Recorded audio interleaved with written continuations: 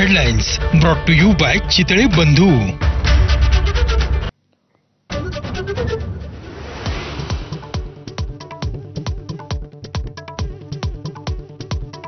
5 जुलैच्या मोर्चानंतरही एकत्र यायचं का याबाबतचा निर्णय राज ठाकरे आणि उद्धव ठाकरेच घेतील। अनिल परब आणि बाळा नांदगावकर यांनी केलं स्पष्ट।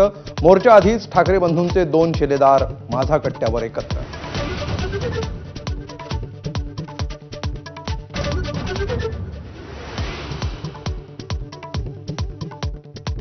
5 तारखेचा मोर्चा भव्य दिव्य असेल।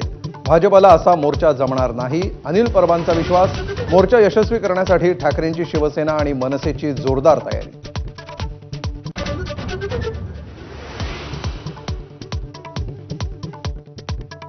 पाच जुलैला होणाऱ्या मोर्चासाठी मनसेकडून सामान्य मुंबईकरांना हाक।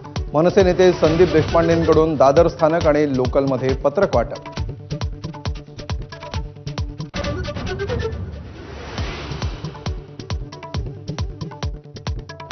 हिंदीच्या मुद्द्यावरील मोर्चाला शरद पवारांच्या राष्ट्रवादीचा पाठिंबा।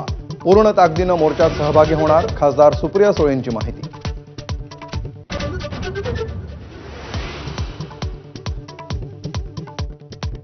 ठाकरे बंधूंच्या मोर्चाबाबत भाजपचं वेट अँड वॉच। पावसाळी अधिवेशनाच्या तोंडावर सावध पवित्रा।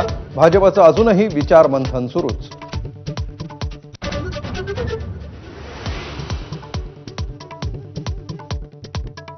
रवींद्र चव्हाणांची भाजपच्या प्रदेशाध्यक्ष पदाची निवड होणार।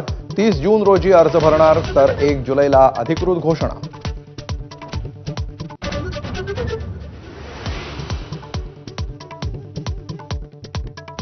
अभिनेत्री शेफाली जरीवालचा 42व्या वर्षी मृत्यूचं कारण अद्याप अस्पष्ट।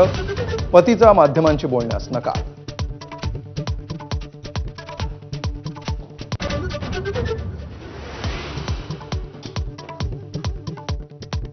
शेफालीला 15 वर्षांपासून होता मिरगीचा त्रास।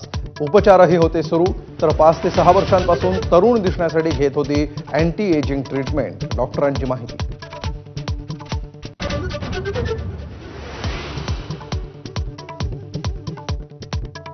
संभाजीनगरच्या वैजापुरात आश्रमात घुसून महिला कीर्तनकाराची दगडानं ठेचून हत्या। शेजारच्या मंदिरातील साहित्याची तोडफोड। एप्रिल महिन्यात संगीता यांना दिली होती जीवे मारण्याची धमकी।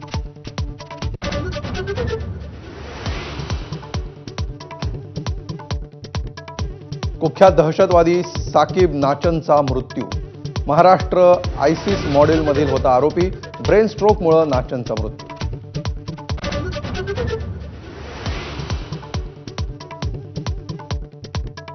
अखेर 11वी प्रवेशाची पहिली गुणवत्ता यादी जाहीर। पहिल्या यादीमध्ये नाव आलेल्या विद्यार्थ्यांना 7 जुलैपर्यंत आपला प्रवेश निश्चित करावा लागणार।